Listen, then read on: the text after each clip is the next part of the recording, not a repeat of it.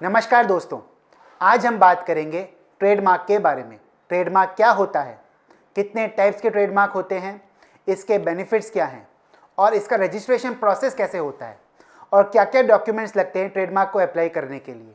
मेरा नाम है सीए ऋषभ बोथरा और मैं एक बिजनेस कंसल्टेंट हूँ और आप देख रहे हैं मेरा चैनल सिंगल की एडवाइजरी, जहाँ पर मैं बनाता हूँ videos related to business activities and business growth.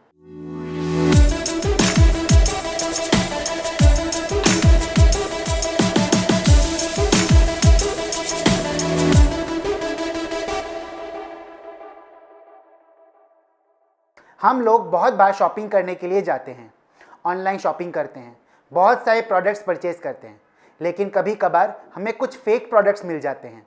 जैसे आप नाइकी के शूज़ लेने जाते हैं तो वहाँ आपको मिल जाते हैं माइकी या हाइक के शूज़। एडिडास के शूज़ लेने जाते हैं तो वहाँ आपको मिलते हैं एडिबास के शूज़।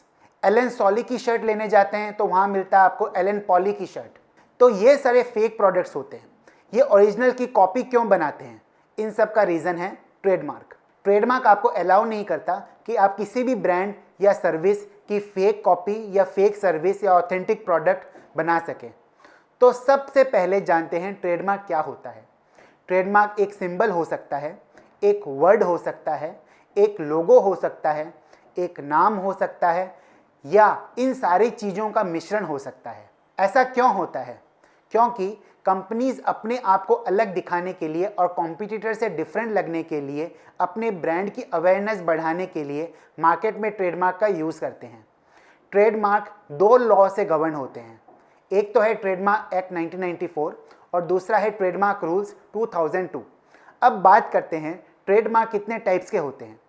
प्राइमरीली ट्रेडमार्क 4 टाइप्स के होते हैं। पहला होता है product trademark. Product trademark basically एक कंपनी या फिर कोई ओनर लेता है जिससे वो डिफरेंशिएट कर पाए अपनी प्रोडक्ट और बाकी सारे प्रोडक्ट को मार्केट प्लेस में। एग्जाम्पल की बात करूं तो एप्पल आईफोन। एप्पल एक ब्रांड है लेकिन उसका एक प्रोडक्ट है आईफोन, जो कि वर्ल्ड वाइड कोई भी नहीं बना सकता। आईफोन एप्पल का एक प्रोडक्ट ट्रेडमार्क है। दूसरा होता है सर्विस ट्रेडमार्क। सर्विस ट्रेडमार्क में कोई भी एंटिटी जैसे कि बिजनेस और ए पर्सन अपनी सर्विसेज का ट्रेडमार्क करवाते हैं। जैसे कि एयरटेल, वो एक नेटवर्क प्रोवाइडर है, तो मोबाइल इंटरनेट और टेलीकम्युनिकेशन उनकी सर्विसेज हैं जो उन्होंने ट्रेडमार्क करवाया हुआ है। तीसरा होता है कलेक्टिव ट्रेडमार्क। कलेक्टिव ट्रेडमार्क में एक ग्रुप ऑफ पीपल या मल्टीपल ऑर्गेनाइजेशन मिल के किसी चीज़ को रजिस्टर करवाते हैं और एक ट्रेडमार्क के रूप में देते हैं, जिससे कोई दूसरा उस चीज़ को यूज़ नहीं कर पाए। एग्जाम्पल के तौर पर आप चार्टर्ड अकाउंटेंट CA का जो मार्क है वो institute of chartered accountants of India का यूज़ होता है, तो वो है बेसिकली एक कलेक्टिव ट्रेडमार्क। और चौथा है सर्टिफिकेशन ट्रेडमार्क। ये ट्रेडमार्क इसीलिए किया जाता है जिससे कि वो किसी प्रोडक्ट का ओरिजिन या उसकी क्वालिटी या उसकी स्पेसिफिकेशन को आइडेंटिफाई और डिफाइन कर पाए। एग्जाम्पल के तौर पर आप देख सकते हैं ISO सर्टिफिकेशन। अब डिस्कस करते हैं ट्रेडमार्क के क्लासेस के बारे में। कोई भी ट्रेडमार्क अप्लाई करते हैं तो टोटल 45 ट्रेडमार्क क्लासेस बनाई हुई है, जिसमें सारी गुड्स और सर्विसेज को कैटेगराइज किया गया है। आपको अपना ट्रेडमार्क इन्हीं 45 क्लासेस के अंदर अप्लाई करना होता है। आपको बहुत सतर्क रहना होगा जब आप ट्रेडमार्क कोई भी क्लास में अप्लाई कर रहे हो तब, नहीं तो पता चला कि आपने गलत क्लास में ट्रेडमार्क अप्लाई करने के चक्कर में ट्रेडमार्क आपका रिजेक्ट हो गया। Some of the popular trademark classes in India are, जैसे कि क्लास 9 ट्रेडमार्क है which is used as computer और सॉफ्टवेयर इलेक्ट्रॉनिक्स। क्लास 25 है विच इंक्लूड्स क्लोथिंग। क्लास 35 है which includes business management and advertising.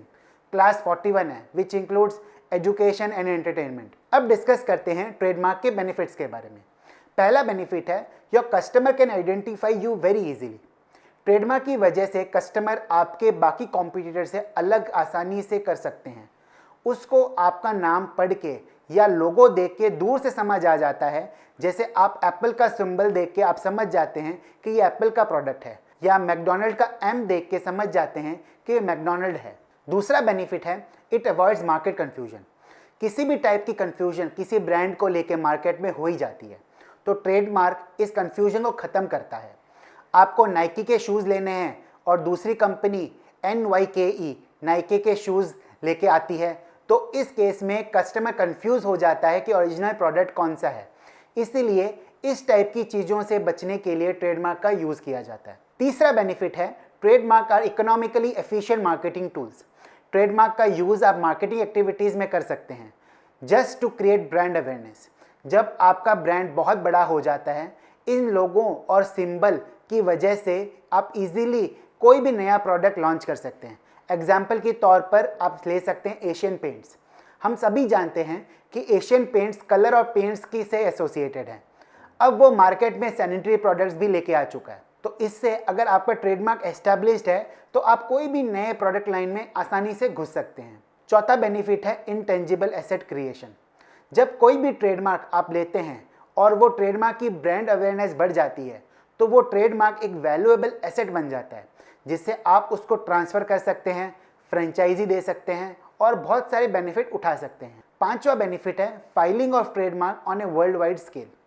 अगर आपने इंडिया में ट्रेडमार्क रजिस्टर करवा लिया है तो किसी दूसरे कंट्री में ट्रेडमार्क आप आसानी से रजिस्टर करवा सकते हो। अब डिस्कस करते हैं ट्रेडमार्क के रजिस्ट्रेशन प्रोसेस के बारे में। पहला स्टेप है ट्रेडमार्क सिलेक्शन। ट्रेडमार्क सिलेक्शन के लिए आपको सबसे पहले ऑनलाइन रिसर्च करना पड़ेगा कि जिस ट्रेडमार्क को आप रजिस्टर करवाना चाहते हैं तो क्या वो अवेलेबल है या नहीं, या किसी के पास ऑलरेडी रजिस्टर्ड तो नहीं है। दूसरा स्टेप है फाइलिंग ऑफ TM1 फॉर्म। जब आपको लगता है कि आपके ट्रेडमार्क का नाम अवेलेबल है तो आपको TM फॉर्म भरना होगा और ट्रेडमार्क का रजिस्ट्रेशन फीस भर के आप ट्रेडमार्क अप्लाई कर सकते हैं। अप्लाई करते वक्त आपको 4 चीज़ों का ध्यान रखना बहुत ज़रूरी है। पहला है जिस मार्क को आप रजिस्टर करवाना चाहते हैं। दूसरा है ट्रेडमार्क करवाने वाले ओनर की इंफॉर्मेशन।